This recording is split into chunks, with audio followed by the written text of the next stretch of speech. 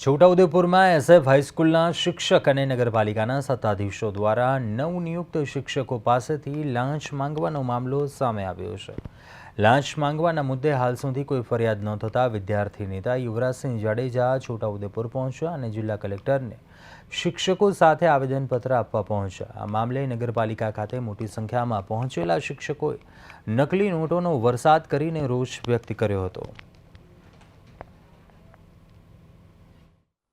ने बधी जगह कॉमन स्टेटमेंट मळे छे। अमने पहला कलेक्टर श्रीए जिला शिक्षण अधिकारी पासे मोकल्या, जिला शिक्षण अधिकारीए प्रांत पासे मोकल्या, प्रांते फरीथी अमने पाछा जिला शिक्षण अधिकारी पासे मोकल्या।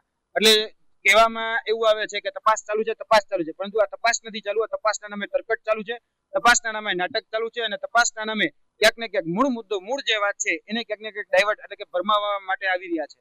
અને જે વાત છે કે ભાઈ એકની ટોપી બીજાને, બીજાની ટોપી ત્રીજાને, ત્રીજાની ટોપી ચોથાને આપવામાં આવી રહી છે। મૂળ વાત જે હતી કે ભાઈ શિક્ષકો પાસેથી લાંચ માંગવામાં આવી કે નહીં, તો એ વાત ઉપર શિક્ષકોએ ઓલરેડી 15 તારીખના રોજ આ પોલીસ નિરીક્ષક છે, એસપી છે, એમને ફરિયાદ કરેલી હતી। હજી સુધી એની ઉપર એક્શન લેવામાં નથી આવ્યા। જ્યારે રેકોર્ડિંગની અંદર સ્પષ્ટ રીતે સાંભળવામાં આવે છે કે ભૂતકાળના જે શિક્ષકો હતા એ શિક્ષકો પાસેથી 40 થી 45 લાખ રૂપિયા માંગવામાં આવ્યા છે।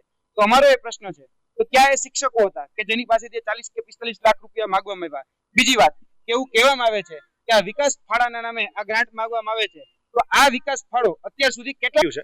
સાથે સાથે લેટર પેડ ઉપર જે અમારા ઉપર આક્ષેપો લગાવવામાં આવ્યા છે એના અનુસંધાને પણ અમારું સ્પષ્ટીકરણ અમે સ્પષ્ટ કર્યું છે કે અમે કોઈ રાજકીય પાર્ટી સાથે જોડાયેલા નથી, અમારે કોઈ રાજકીય પાર્ટી સાથે લેવા દેવા નથી, અમે કોઈ પણ પક્ષને સપોર્ટ નથી કરતા, અમારે કોઈ પણ પક્ષ સાથે લેવા દેવા નથી।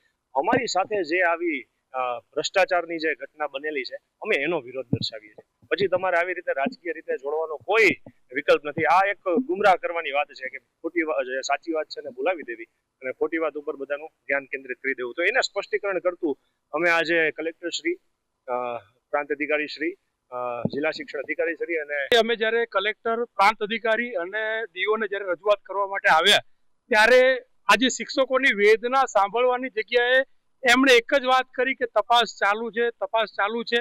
જ્યારે આ કલેક્ટરના જો દીકરાનો મોબાઈલ ખોવાયો હોય તો તરત એફઆઈઆર નોંધાઈ જાય અને જ્યારે આવા જે શિક્ષકો છે એ મહેનત કરીને જ્યારે લાગેલા છે અને અહીંયા નોકરી કરે છે ત્યારે એમની જોડે માતબાર રકમ માંગવામાં આવે છે। એ રકમની જ્યારે ફરિયાદ કરે છે ત્યારે તપાસ કરવાની જગ્યાએ આ લોકો કોઈ એક્શન લેવાની જગ્યાએ એફઆઈઆર કરવાની જગ્યાએ તપાસનું તરકટ રચ્યું છે। એટલે આજે અમારે ખાસ એમને કહેવું પડ્યું કે જો તમે આના ઉપર એક્શન ના લેવાના હો તો આ સત્યમેવ જયતેનું જે તમે બોર્ડ લગાવ્યું છે પાછળથી કાઢી નાખો અને જો ભાજપની જ તરફેણ કરવાની હોય તો ભાજપનો ખેસ પહેરી અને તમે અહીંયા બેસો, જેથી કરીને અમે તમને રજૂઆત કરવા ના